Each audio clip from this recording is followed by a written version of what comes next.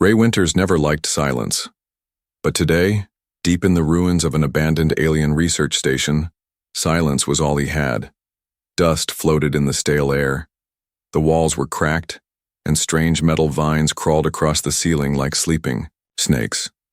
His boots crunched broken glass and old bones. He wasn't a soldier. He was a junk salvager, just a man who looked for things others left behind.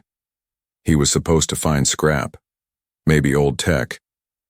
But what he found instead changed everything. In the attic behind a locked steel door, Ray noticed a faint light, soft, green, and flickering. The door groaned as he pushed it open. The room smelled old, like rust and forgotten pain. In the center of the room, standing on a cracked metal pedestal, was a large cage. It looked like a bird cage, but taller, almost 5 feet tall. And inside, there was something he never expected. A girl. No, not a human girl. An alien. Her skin was a pale lavender shade, almost glowing under the dim light. Her hair was long and white, tangled like spider silk. She wore thin, torn clothes. Her knees were pressed against her chest, and her silver eyes stared at him through the bars. She didn't speak. She didn't even move. Ray stepped closer, his heart pounding. "Hello?" he said gently. The girl flinched. "I'm not here to hurt you," he said, raising his hands. Still nothing, just wide, frightened eyes. Ray noticed strange symbols carved into the base of the cage. He scanned them with his wrist device. The translator buzzed, then showed a result. Subject RA-17, regenerative test species. Do not release. Ray's jaw clenched. They had locked her in here for testing. He crouched beside the cage. "How long have you been here?" She said nothing, but her lips parted slightly. Her voice was dry, cracked. "Years," she whispered. It was barely a sound. Just one word, but it hit Ray like a hammer. He looked at the cage door. No lock, no keyhole, just a smooth surface. He tried to pull, twist, push. Nothing worked. "I'll get you out," he said softly. "I promise." The girl blinked. A tear rolled down her cheek, then vanished before hitting the floor. Ray checked the room for controls. There was a broken panel on the wall. Sparks jumped from exposed wires. Maybe once that panel controlled the cage.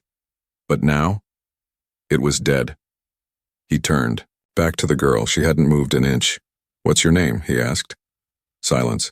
"Can I call you something?" She looked at him, and for the first time nodded slightly.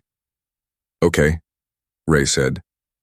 "Then I'll call you Leary." The name felt soft, gentle. She looked like someone who had forgotten what softness felt like. "Leary," he repeated. "I'm Ray." Then she did. "Something unexpected," she whispered. "Ray." It was weak, but clear. Ray swallowed hard. His chest felt tight.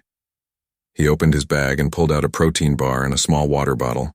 He passed them through the bars. Leary stared, confused. Slowly, she reached out and took the bottle with shaking fingers. She drank, fast, like someone who hadn't tasted water in days. The food she didn't eat. She held it in her lap like it might be taken away again. Ray stood and looked around the attic once more. "I need to break the base," he muttered. He pulled out a small plasma cutter. "Cover your ears," he warned. Leary didn't move. The plasma cutter hissed as he started, cutting into the cage. Sparks flew. The metal was stronger than expected. Alien alloy. After 10 minutes, Ray finally carved an opening just wide enough. "Come on," he said, holding out his hand. Leary stared at it. Then, slowly, she crawled forward. Her body was thin, bones showing through her skin. She slipped out, crawling like an animal set free for the first time. As soon as she was out, she collapsed. Ray caught her before she hit the floor. She was light, too light. He lifted her in his arms. "It's okay, I've got you," he said. Leary's arms wrapped around his neck, weakly, but with trust. Ray didn't know what she had suffered, but one thing was clear. Someone had locked her away, treated her like a thing, and left her to rot. Not anymore. As he walked out of the attic with Leary in his arms, he made a silent promise. Whoever did this to her would never touch her again. And whatever she was, she would never live in a cage again. The ship hummed quietly as it drifted through space. Ray placed Leary gently on the small cot in his quarters. She was asleep, deep sleep, the kind that came after years of exhaustion. Even in rest, her body was curled tightly, as if she expected to be caged again. Ray sat beside her, watching. Her thin arms had old scars, not from accidents but from needles, small, even marks. Like someone had tested her again and again. She wasn't just left in that cage. She had been studied, prodded, used. The translation log on Ray's device still showed her label, Test Subject A17. Not a name, not a person, just a number. He clenched his fists. She wasn't an object. She wasn't something to experiment on. She was a girl, and someone needed to pay for what they did to her. Hours passed before Leary woke up. When she opened her eyes, panic returned. She sat up fast, gasping, her eyes darting around the room. No cage, Ray said calmly. You're on my ship. You're safe. Leary didn't speak, but she touched the soft blanket around her, as if unsure it was real. Ray handed her warm soup. Eat slowly. Leary stared at it, then at him. Why, help? She asked, voice low. Ray paused. Because you looked at me like a person, he thought. Because no one else did. Aloud, he said, because someone should have helped you a long time. Go. Over the next day, Leary began to adjust. She still didn't trust easily. She barely spoke. She refused to eat unless Ray took the first bite. But she was watching, learning, and slowly healing. Ray, meanwhile, searched his ship's archive, digging into the lab's past. The place he found her, Archon Research Site Theta, had been shut down years ago after war ended on that sector. Official reports claimed all test material was disposed of. His chest tightened. Disposed of. That's what they called her. He searched deeper. One log entry stood out. Subject A17 shows regenerative ability at a cellular level. Unstable. Dangerous if untrained. Potential for cloning. Subject shows fear response to male voices and isolation triggers. Ray leaned back in his seat, sick to his stomach. They had known she was scared, and they used it against her. She wasn't just a test subject. She was something rare, valuable, and someone had kept her locked up like an animal, hoping to use her body for profit. Later that night, Leary stood at the ship window, staring at the stars. They hurt me, she said quietly. Ray turned. I know, they said. I was not real, not girl, just healing parts. You're real, he said gently. You're Leary, and you're free now. Leary looked at him. Her silver eyes shimmered. No cage? She whispered. No cage, he said. Then she walked over and slowly took his hand. But peace never lasts long in space. A red light blinked on Ray's console. Incoming scan. Unauthorized. Rushed over and checked the signal. It was scrambled, but one thing was clear. Someone had traced his flight path. Someone was looking for her. He didn't tell Leary yet. She was too fragile. Instead, he activated the ship's jammer and changed. Of course, he needed answers, and he had one last lead. A retired science officer from that same research station, living off-grid on a mining moon. Maybe she had answers about what Leary really was, and how dangerous her secret might be. Because if others were hunting her, it meant one thing. They hadn't forgotten her, and they still wanted her back. In the dark of the ship, Leary sat alone, tracing her fingers along her wrist, where old needles once entered. For the first time in her life, she felt safe. But somewhere deep in her bones, she also felt fear. She was free.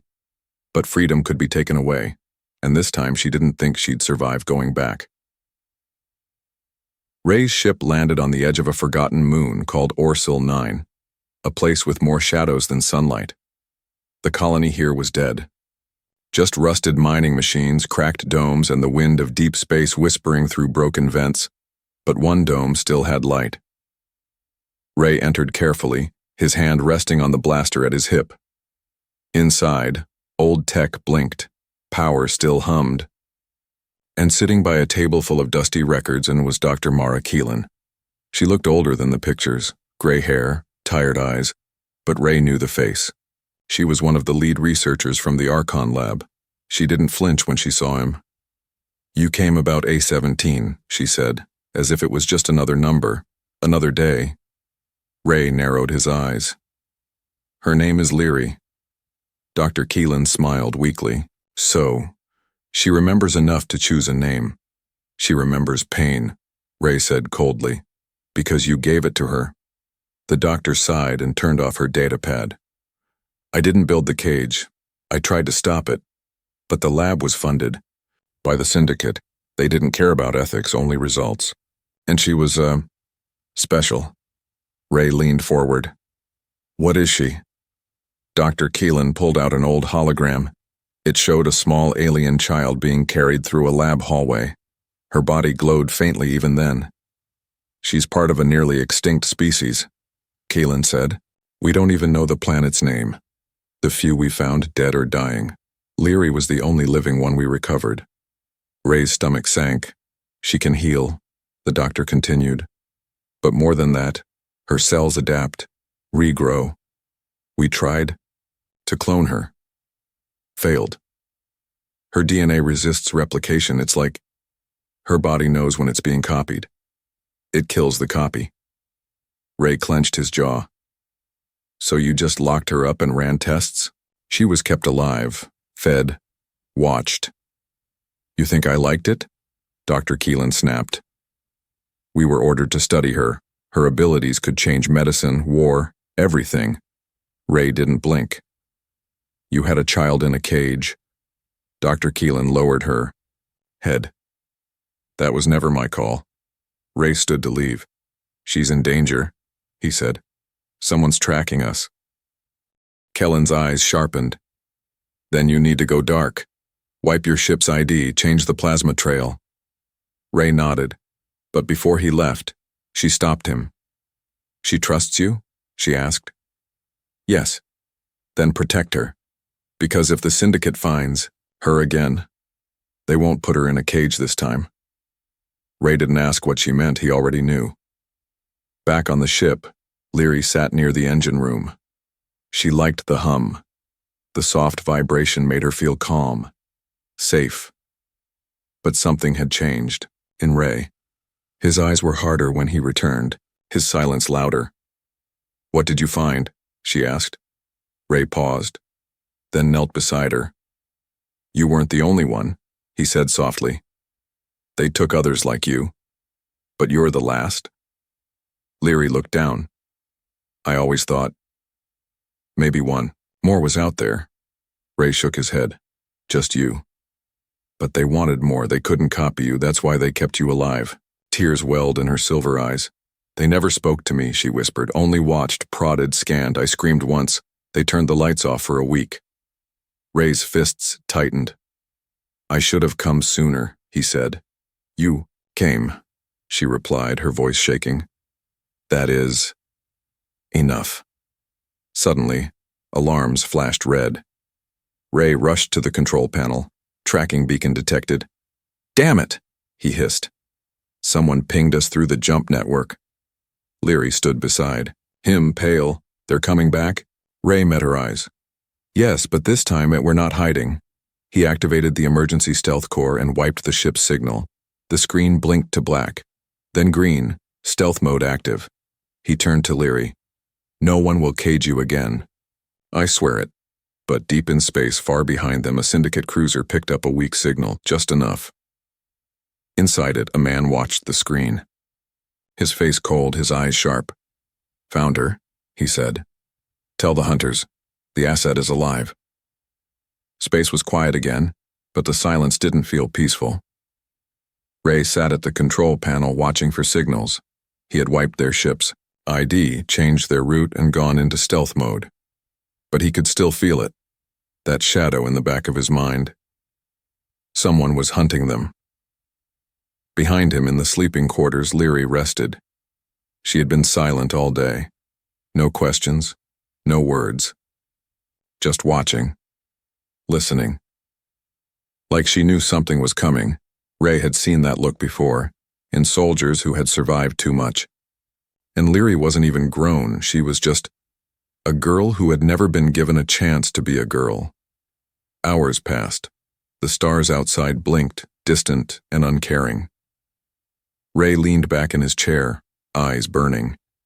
He hadn't slept in almost 2 days. Suddenly, a soft sound made him turn. It was Leary. She was asleep but not resting. Her body trembled. Her lips moved. No. Don't take. Please. Ray walked closer. Her forehead was sweaty. She twisted under the blanket like she was trapped again, and then in a voice small and cracked, she whispered, Ray. He froze. It was the first time she had said his name without fear. He knelt beside her. It's okay, Leary. I'm here. She didn't wake, but her breathing slowed. Her hands stopped shaking. Ray sat by her bed the whole night. She trusted him, and he wasn't going to break that trust. The next morning, Leary woke slowly. Her silver eyes scanned the room. Did I say something? She asked softly. Ray smiled. A little. Yeah, you said my name. Leary blinked. In dream, you came back. I always will. She stared at him, quiet for a long time. Then she asked, Do you have dreams? Ray leaned back. Sometimes. Mostly bad ones. Leary nodded. Me too. But last night was warm. Later that day, Ray showed her the stars through the observation glass. That one, he pointed, is Juno Prime. It's got forests, oceans, peaceful.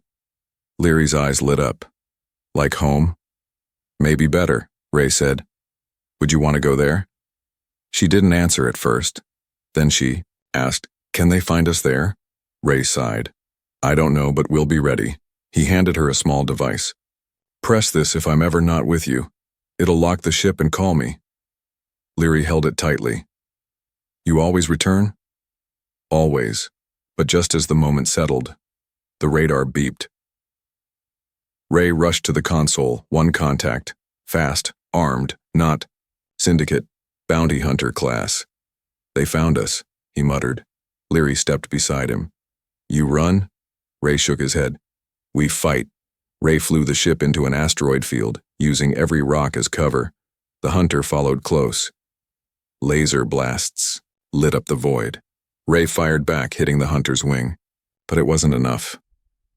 They'll board us if we don't lose them, Ray growled. Leary stood quietly. Then she walked toward the storage locker and pulled out a small, glowing stone. What is that? Ray asked. Energy. From home. Used. To power life chambers. Ray blinked. You had this the whole time? Leary nodded. But it's dangerous. Unstable. She pressed the stone to the ship's core. Ray shouted, Wait! A pulse burst from the engine. The ship vanished from radar, cloaked, invisible.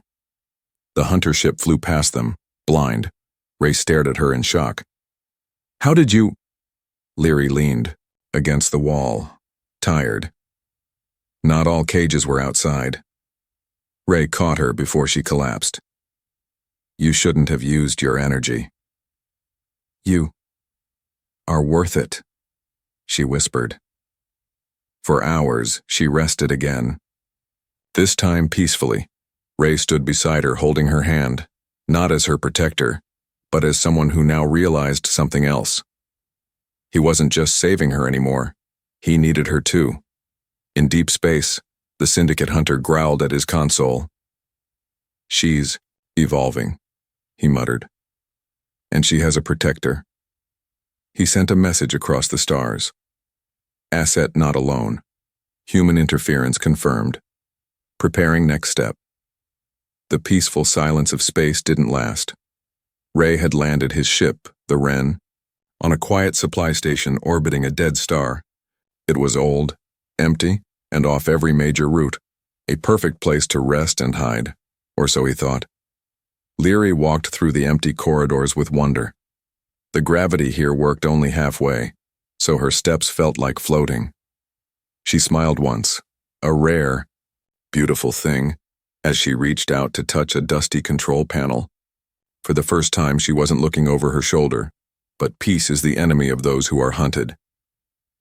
Ray was in the ship's cargo bay, checking fuel cells, when the lights flickered red. Intruder alert. He dropped his tools. "Leary!" A blast shook the station. Ray ran. Smoke filled the halls. A security drone exploded just as he turned the corner. Flames crackled through the vents. The fire was spreading fast. Too fast. Ray's comm buzzed. Leary's voice came through, shaky, afraid. "Ray, I see them. 3. Armored. Guns. They have fire weapons." Ray's heart pounded. "Hide. Stay low. I'm coming." Leary ducked into a broken side room, her small frame slipping into a service tunnel. The metal burned her hands. She crawled through smoke, coughing. She could hear the hunters behind her. Their boots clanged. One of them shouted, "Target is close. We want her alive." She bit her lip, holding in a scream. Suddenly, a vent above her burst open. Ray dropped down, blaster in hand. "Let's go!" he shouted. He pulled her out, and they ran. The fire chased them like a beast. Explosions boomed behind. The walls collapsed. Ray covered Leary with his body as debris rained down. He took a hit on the shoulder. Blood soaked through his jacket. "I'm okay," he groaned. "Keep moving." They reached the docking bay, just 10 steps away from the ship, when a syndicate hunter dropped from the ceiling. A tall, armored figure, glowing red visor, plasma whip in hand. Ray raised his blaster, but the hunter moved first, knocking it aside. Leary screamed as Ray was thrown into a wall. The hunter turned to her. "You belong to us. You're not a person. You're a resource." Her knees trembled. He reached out to grab her. But then, Leary's eyes glowed. Something in her snapped. The cage. The pain. The years of silence. She screamed and light burst from her skin. A pulse wave shot out, sending the hunter flying. Ray watched through blurred eyes as Leary stood tall, her hair floating, her body glowing like a star. She raised her hand, then collapsed. The hunter staggered up, but Ray, now on his feet, tackled him. The two fought hard. Brutal. Ray wasn't stronger, but he was faster. With a sharp twist, he threw the hunter into a live wire panel. Sparks exploded. The hunter fell, lifeless. Ray scooped up Leary's unconscious body and sprinted to the Wren. He laid her gently in the med pod and started takeoff. The station behind them was fully on fire now. It exploded as they flew into open space, flames and smoke swirling behind them like a dying comet. Ray held her hand tightly. "You saved us," he whispered. "But at what cost?" Hours later, Leary woke up slowly in the medical bay. "I didn't mean to," she whispered. Ray smiled. "You saved me, again." She blinked slowly. "It hurt. I know." He held her hand gently. "But you're not alone anymore." Far away, in a dark chamber aboard a syndicate flagship, a figure watched a replay of the battle. The pulse wave. The glow. "She's changing," he said. "Should we terminate?" asked the second voice. "No," the leader replied. "She's waking up to her true form. We can't lose her now." The ship floated through deep space, silent and hidden. Inside, Leary lay in the med bay, pale and still. Her body was healing, but slower than before. The energy she had used back on the burning station had come from somewhere deep inside her, and now she was running low. Ray watched over her. He hadn't left her side, but something new was bothering him. The med pod had run a full scan of her cells during recovery, and what it found made his chest go cold.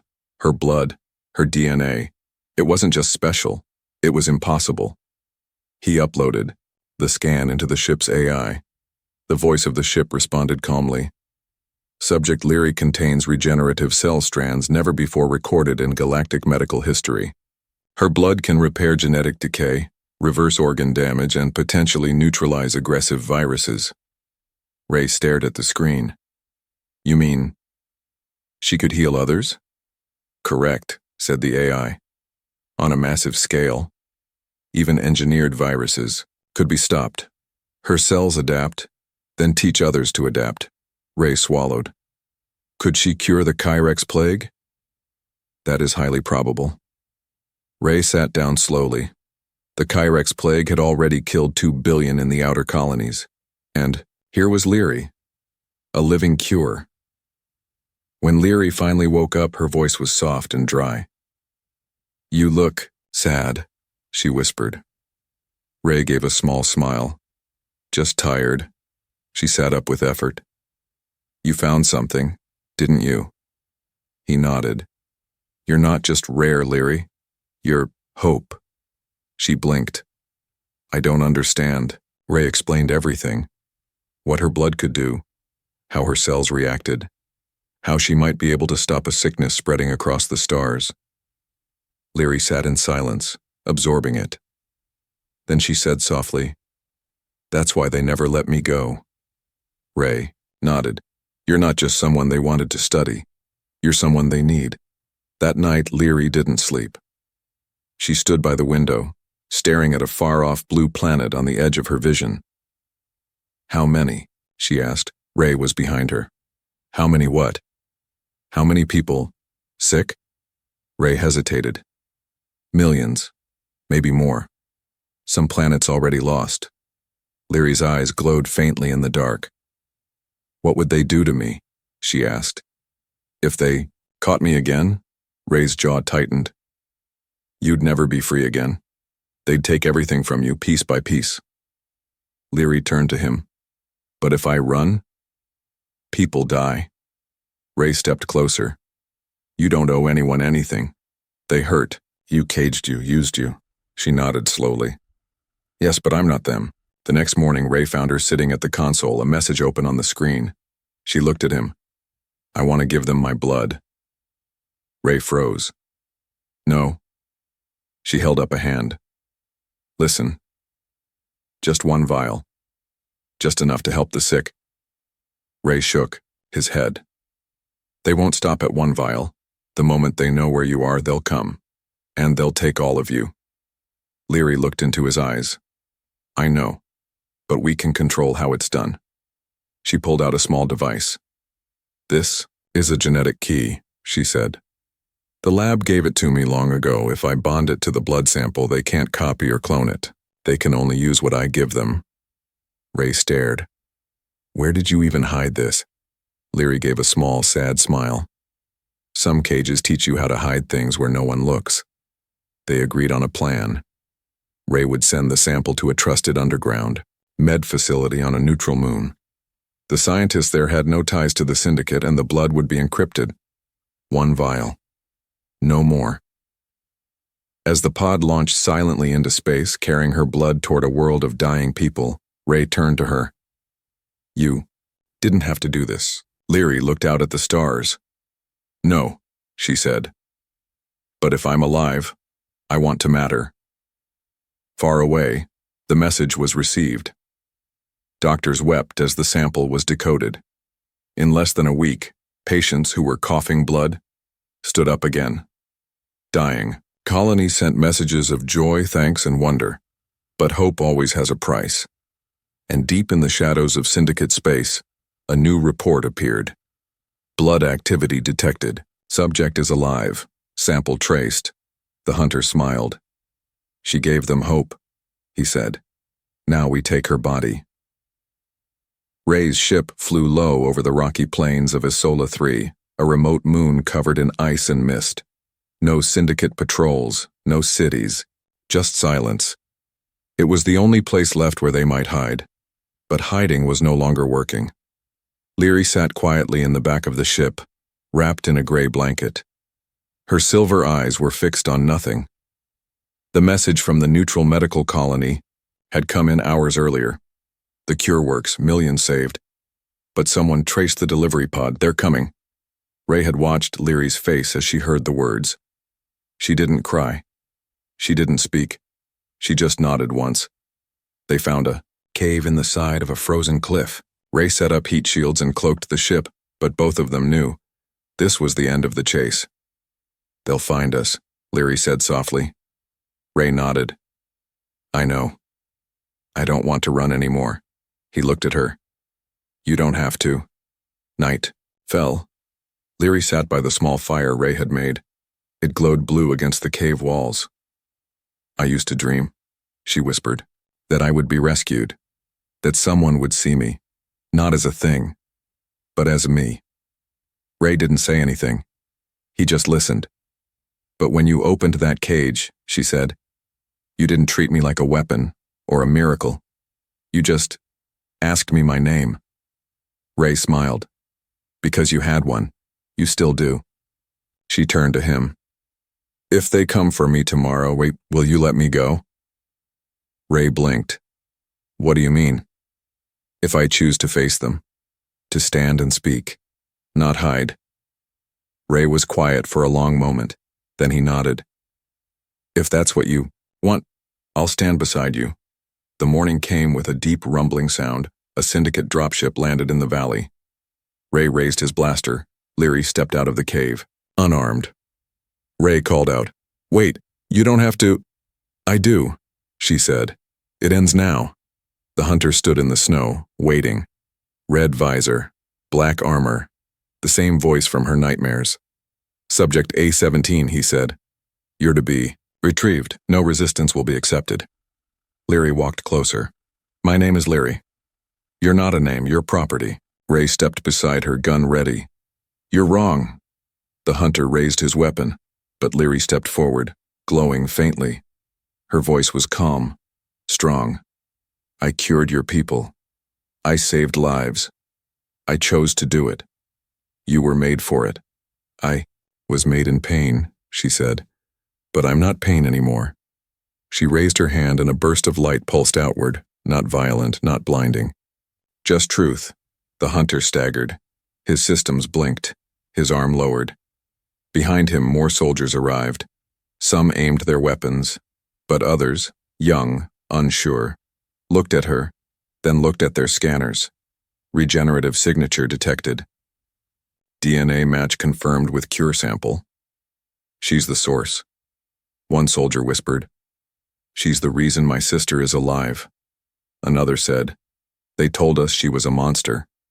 Leary looked at them, her silver eyes shining. I'm not a monster, I'm not a cage, I'm not your tool. She stepped forward again. I am a person, and I decide who I am. The hunter aimed once more, but his hand shook. He lowered the weapon, then turned away. We're done here. He walked back to the ship. One by one, the others followed. No fight. No cage, just silence. Later, in the soft morning light, Ray and Leary stood at the edge of the valley. It's over, Ray said. Leary didn't smile, but her eyes were full of peace. They saw me, she whispered. Not what I could do, but who I am. Ray nodded. You were never just a test subject. You were never a thing. She looked at him. I was never a pet. He smiled. No, you were always Leary. Months later, the galaxy spoke her name not as a warning, but as a hope. Leary, the girl in the cage, was now a symbol of freedom, of choice, of what it means to be seen.